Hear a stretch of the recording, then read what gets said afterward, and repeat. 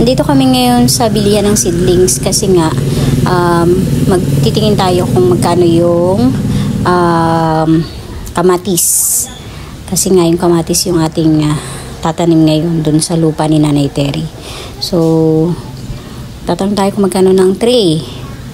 Kasi nung nakaraan ang bili namin sa isang tray is 190. And baka tumaas ngayon. So, itong mga kamatis na seedlings na to is may mga naka-reserve na dito. Naka-reserve na to sa mga buyer. So, ang sabi sa amin kanina, nung nag-inquire kami is pwede kami magpa-reserve. Ipupunla na nila. Tapos mga after 2 to 3 weeks, pwede na siyang kunin. So, ayan.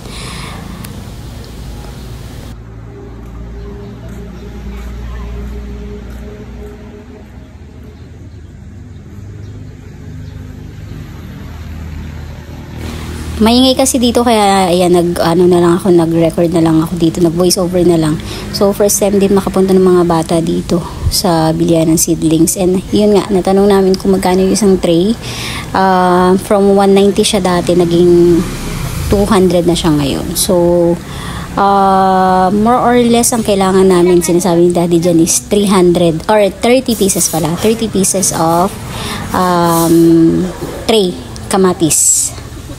Tsaka dahon yan eh. It's like Daddy collecting some toys.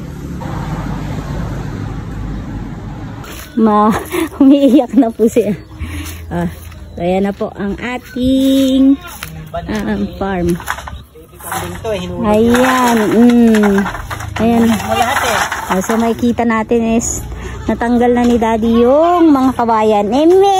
Gagalit sila kasi ang tagal daw dumating. Ayan, naipon na dito yung mga kawayan, which is magagamit ito kapag nagtanim tayo. Kahit pang trellis man lang, ayan. Tapos, ayun na po. So, ito na yung ating clear view ng ating taniman. Ay! No! Yan. Ano ba? Ito yung clear view ng ating taniman. So, nung una naming dating dito is ganyan siya. Daming bunga ng papaya. Ayan siya. So, tatanggalin natin lahat ng tanim. Tuyo na siya. Umulan lang ng ilang araw, mapambon-ambon, tumubo na kaagad yung damo. So, lahat ng pipino, ipunin yan sa gitna para makapagsunog. Kasama na din syempre yung mulching. Tatanggalin yung plastic kasi hindi pwedeng aararuhin tapos merong mulching. So yan hanggang dulo yan. Yan hanggang dulo. Meron pang hindi natanggal doon yung ayun, kumikita niyo. May natira pang doon pipino. Ayan. Bigyan pala natin ng vitamins itong kulokoy na to. Nya! Wait lang. Say ano yung tiki-tiki? Tiki-tiki of the day. Tiki-tiki of the day. Kala mo naman may baby. 1 ml every day.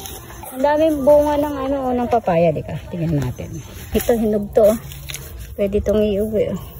Nagsawa na sa papaya. Hindi naman natin din nabibigyan ng pansin yan, pero tumutubo na lang din. Naglilinis tayo ng farm after